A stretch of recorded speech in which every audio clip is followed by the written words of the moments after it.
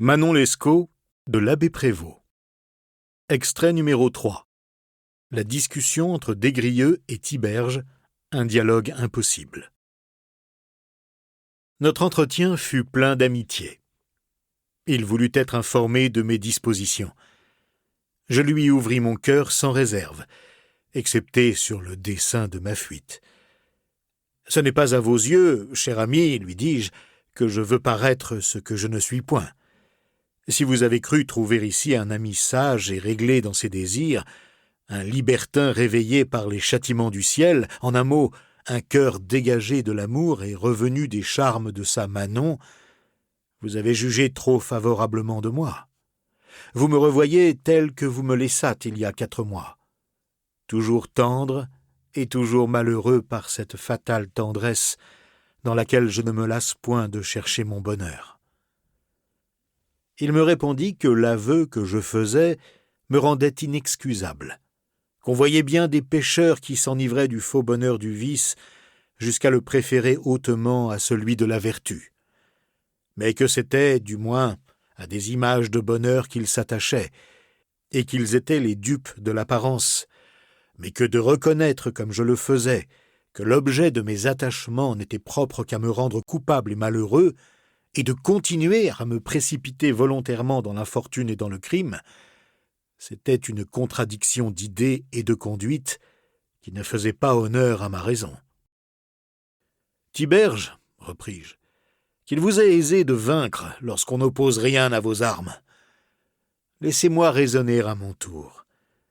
Pouvez-vous prétendre que ce que vous appelez le bonheur de la vertu soit exempt de peine, de traverses et d'inquiétudes ? Quel nom donnerez-vous à la prison, aux croix, aux supplices et aux tortures des tyrans ?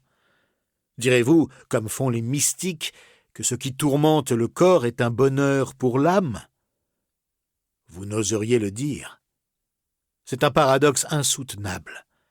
Ce bonheur que vous relevez tant est donc mêlé de 1000 peines, ou pour parler plus juste, ce n'est qu'un tissu de malheurs au travers desquels on tend à la félicité.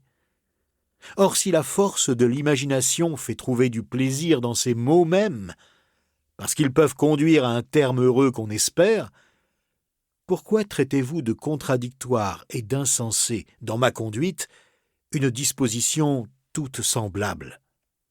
J'aime Manon. Je tends au travers de 1000 douleurs à vivre heureux et tranquille auprès d'elle. La voie par où je marche est malheureuse, mais l'espérance d'arriver à mon terme y répand toujours de la douceur, et je me croirais trop bien payé par un moment passé avec elle de tous les chagrins que j'essuie pour l'obtenir. Toutes choses me paraissent donc égales de votre côté et du mien.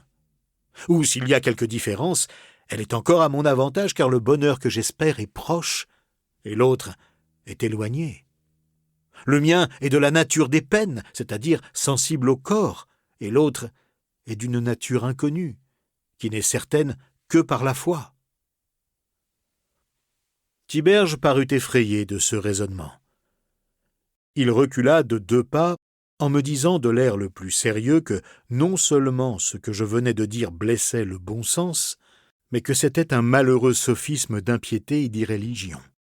Car cette comparaison, ajouta-t-il, du terme de vos peines avec celui qui est proposé par la religion, est une idée des plus libertines et des plus monstrueuses.